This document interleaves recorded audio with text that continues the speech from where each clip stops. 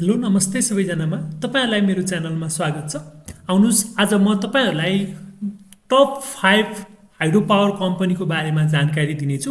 यो मलाई मन परेको भएर यी स्टकहरुलाई चाहिँ टप 5 मा मैले राखेको र यी कम्पनीहरुलाई तपाईहरुले पनि हेरेर किन्न पनि सक्नुहुन्छ।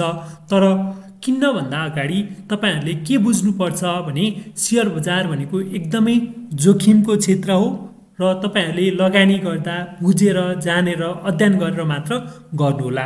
आउनुस् सुरुमा आजको कम्पनीमा अपर छ। मेरो पहिलो लिस्टमा अपर तामाकोसी हाइड्रो पावर छ। अब हामीले गौरवको आयोजना भनेर हामीले चिनिराखेको कम्पनी छ। यो गौरवको आयोजनाको कम्पनीको पनि मेरो टप 5 कम्पनीमा परेको छ।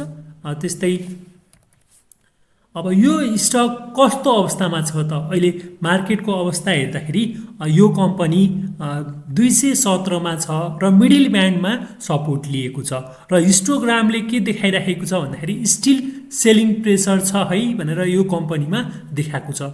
यदि यो कम्पनीमा पनि तपाईहरुले लगानी गर्नुभयो भने भविष्यमा राम्रो हुन सक्छ। तर तपाईहरुले के थाहा पाउनुपर्छ भन्दाखेरि यसको नम्बर अफ शेयर धेरै छ भनेर पनि बुझ्नुपर्छ र यो कम्पनी राष्ट्रिय गौरवको आयोजना अन्तर्गत पर्ने हुँदाखेरि अलिकति हामीले पनि लगानी गरेर थोरै किताहरू आफ्नो पोर्टफोलियोमा पनि राख्न सकिन्छ भनेर तपाईहरुले बुझ्न सक्नुहुन्छ। त्यस्तै नेक्स्ट भनेको Chilime hydro power company limited छ र टप सेकेन्डमा मैले चिलिमे हाइड्रो पावर कम्पनीलाई राखेको छु र चिलिमे पनि अहिलेको अवस्थामा स्टिल सेलिङ प्रेसरै देखिन्छ। यसको एमएसिडी हेर्दाखेरि यसमा सेलरहरू हाबीजै छ र यो क्यान्डल मिडल ब्यान्ड भन्दा तल छ र केही तल आउन सक्ने सम्भावना पनि स्टिल छ र यदि यसलाई ब्रेक गरेर माथि अपर ब्यान्ड भन्दा माथि बस्न सफल भयो भने यो कम्पनीलाई पनि हामीले हेर्न सकिन्छ अथवा किन्न पनि सकिन्छ। हामीले विचार गरेर यो भन्दा माथि गयो र मार्केट बढ्दै जाने अवस्था भयो भने हामीले यसलाई पनि आफ्नो वाच लिस्टमा राख्न सकिन्छ।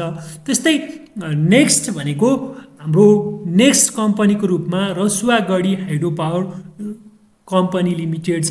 यसमा पनि स्टिल सेलिङ सिग्नल देखाएको छ म्यागडीबाट भने बुलिङ्गर ब्यान्डलाई हेर्ने हो भने यो बाई सिग्नल यसमा चाहिँ आएको छ र बिस्तारै म्यागडी लाइन पनि माथि जाने हुँदाखेरि यो कम्पनी पनि एउटा बेस्ट 5 मा चाहिँ पर्न सफल भएको छ र तपाईहरु पनि आफ्नो बेस्ट 5 कम्पनीहरुलाई कमेन्ट गर्नुहोला।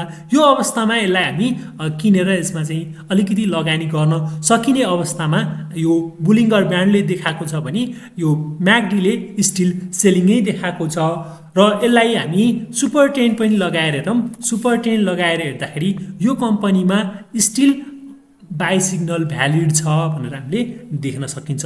र तेस्रो कम्पनीको रूपमा आज चौथो कम्पनीको रूपमा आज साहस ऊर्जा परेको छ। साहस ऊर्जा लिमिटेड परेको छ र यो कम्पनी पनि एकदमै राम्रो छ र प्राइस भनेको माथि छ, माथि गएको छ। यसको यो अवस्थामा मिडल ब्यान्ड भन्दा माथि बसेको छ र हिस्टोग्रामले के देखाइरहेको छ स्टिल सेलिङ प्रेसरै छ। यसमा अलिकति सेलरहरू चाहिँ हाबी छन् तर यो मिडल ब्यान्ड भन्दा माथि बसेको हुँदाखेरि केही विचार गर्न सकिन्छ। यो कम्पनीमा लगानी गर्नको लागि हामीले केही विचार गर्न सकिन्छ तर अलिकति माथि प्राइस हाई छ र लगानी गर्दा तपाईहरुले विचार पुर्याउनु होला। त्यस्तै नेक्स्ट भनेको मध्य भोटे कोशी जलविद्युत कम्पनी छ र यो चाहिँ 5औं स्थानमा मैले यसलाई राखेको छु र यो कम्पनी बीचमा यसले मिडल ब्यान्डलाई चाहिँ ब्रेक दिएर माथि गएर बसेको छ र अहिले पनि तत्काल सेलिङ सिग्नल भए तापनि अहिले हाइड्रोमा चाम भएको कारणले गर्दाखेरि यो स्टकमा पनि हामी लगानी गर्न सकिन्छ र तपाईहरुले आफ्नो वाच लिस्टमा राख्न सक्नुहुन्छ।